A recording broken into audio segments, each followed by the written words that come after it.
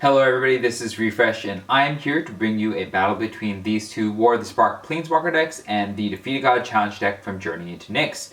We'll be playing with 3 hero cards, the Harvester, which says tap, draw a card, then discard a card, the Explorer, which says you may play an additional land on each of your turns, and the Vanquisher, which says your starting hand size is increased by 1, your maximum hand size is increased by 1. Since I only have 1 copy of each of these cards, we'll be applying them to both decks simultaneously. We'll be playing 2 games, first on normal difficulty with 3 Rollicking Throngs, and then on hard mode with 4 Rollicking Throngs.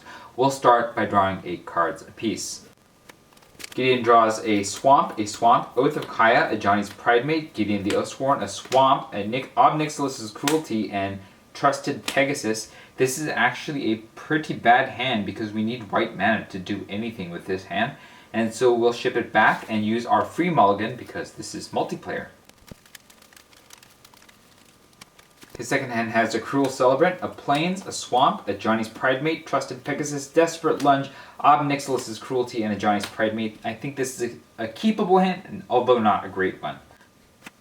Jace draws an Island, Curious Dambreaker, Spark Double, Forest, Guildpact Informant, Island, and Pollenbright Druid. I think this is definitely a keepable hand, so we will do so. Alright, turn 1, we will play the Plains and the Swamp over here. We'll tap them both and play one of the Johnny's Pridemates. Over here, we'll play an Island and a Forest. We'll tap them both and play the Pollenbright Druid.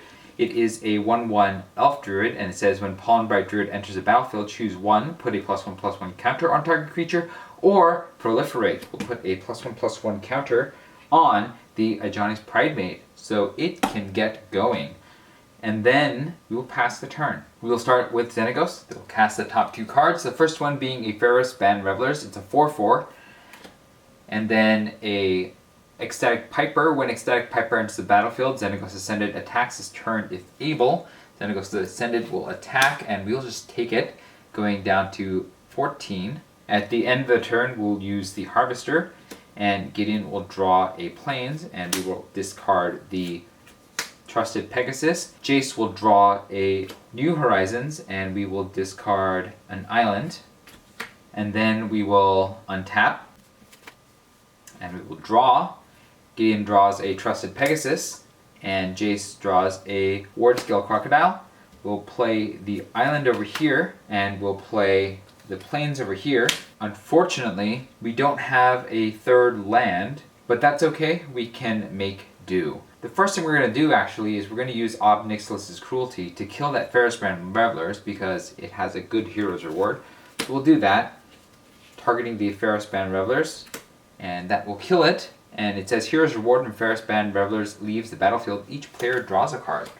So Gideon will draw a card, which is a Makeshift Battalion, not the land that I was hoping for. Gideon will draw a card, which is an Island, and we'll play that Island. And now, with our wonderful 4 mana, we will tap 3 of them and play the Guildpact Informant. And then we will attack with the Johnny's Pridemate right into one of these Rollicking Throngs, killing it.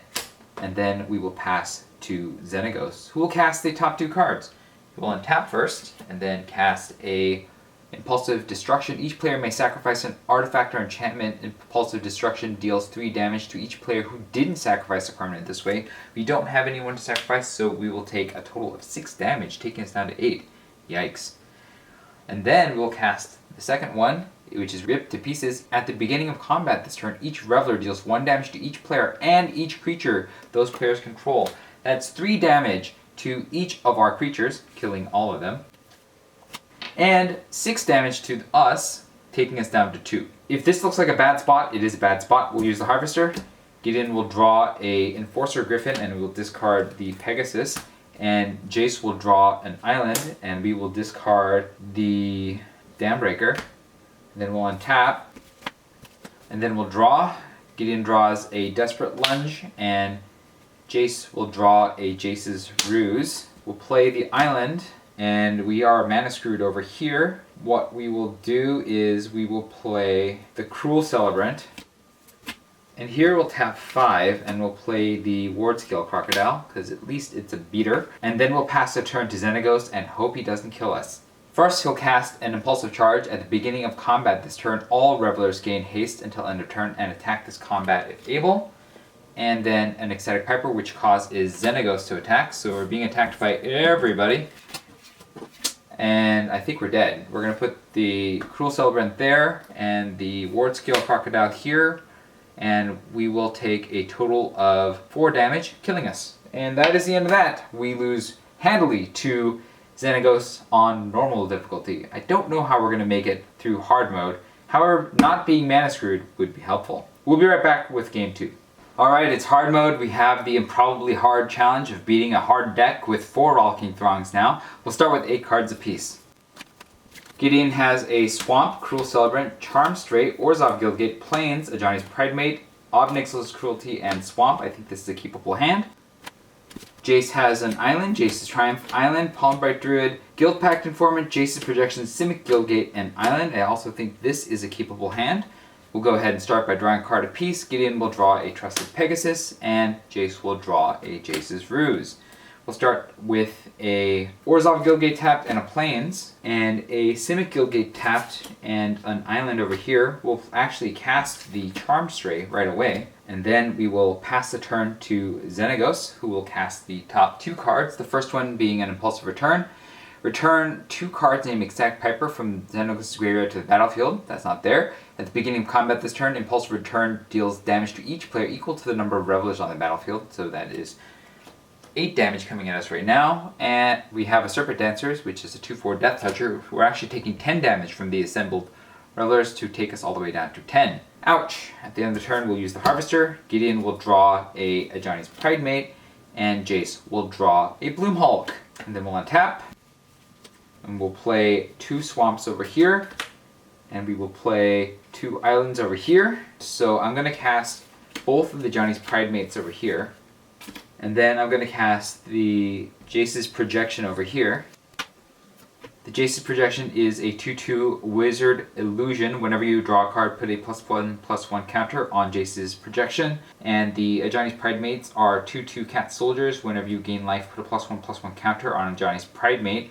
We're actually going to suicide our little Charm Stray in because it has lifelink into Rollicking Throng, and it will die, but we'll gain life putting 2 +1/+1 counters on each of these, making them into 3/3 so that they can at least take down the Rollicking Throngs. And we'll gain 1 life to go up to 11, so possibly that might save us. And then we'll pass to Xenagos, who will cast the top 2 cards.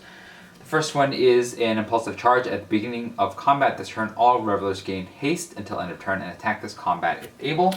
And an Impulsive Charge, which is the exact same thing. So the Revelers are going to come attacking, and we'll block 3 of them with the Pridemates and the Projection, and we'll let these through for 3 damage, so that'll take us to 8, and then we'll kill 3 Rollicking Throngs at least, so that's something. And then at the end of the turn, we'll use the Harvester. Gideon will draw a Command the Dreadhorde, and we will discard the Trusted Pegasus.